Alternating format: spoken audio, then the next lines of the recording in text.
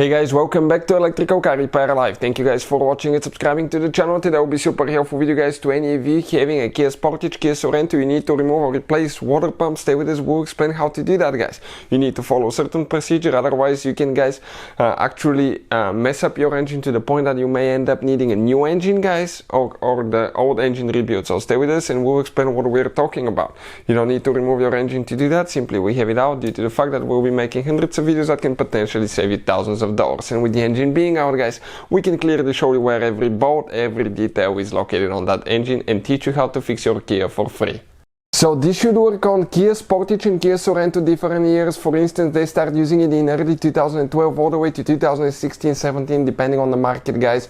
That's a 2.4 GDI engine. So before we start, let me introduce you to the channel. Every single car we get at the garage guys, we take them completely apart and we make at least 200 to 300 free repair videos. Why we do all that? Simply because our mission in the shop is to save you as much money as we can. All we need in return, please subscribe to the channel, like the video, that way we can keep providing this free information to you. Also guys, if you want to buy parts or tools for a really good price and quick shipping as well, check out the link in the description of the video below and you can see where we get all our tools and parts from. Specifically, this is an engine out of a 2013 Kia that we'll be demonstrating on. And with that being said, okay, if you have a Kia guys or other vehicle, check our main channel Auto Repair guys. We have videos that have helped more than 120 million people guys, that can save you thousands of dollars. So let's start on it now. So number one step will be guys, okay, you need to drain your cooling system. You need to follow certain procedure because the cooling system could be under pressure. If it's hot, it can severely hurt you guys. Coolant is dangerous, it's poisonous, so always use gloves, eye protection as well. If you want to see a video how to drain the coolant, we have the video on the channel. Another thing now guys, okay, there is one thing that you need to do every time you drain the coolant, and we're going to talk about it in a second. This is your water pump. With the engine being out, we can clearly show you where everything is located. That's the serpentine belt on the engine, crankshaft, AC compressor, alternator, tensioner pulley here, water pump.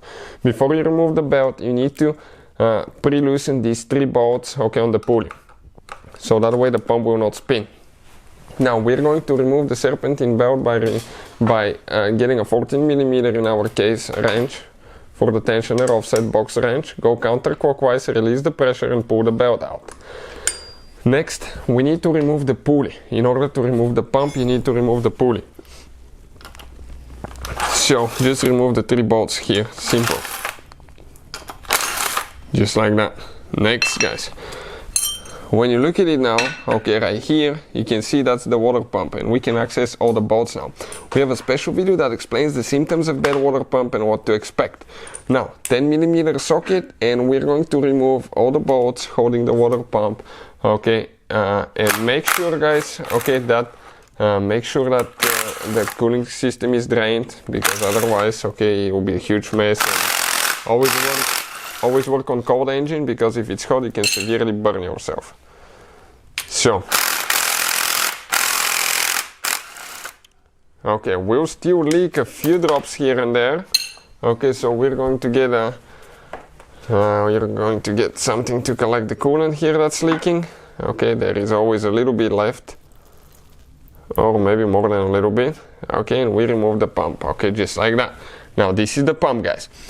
Also, right here, that's the pump gasket. Okay, you need to replace that gasket every time you install the new pump. Make sure you clean everything really good. You can get a razor blade and just clean everything really good to make sure that it reseals correctly. Otherwise, you can easily develop a leak from the pump.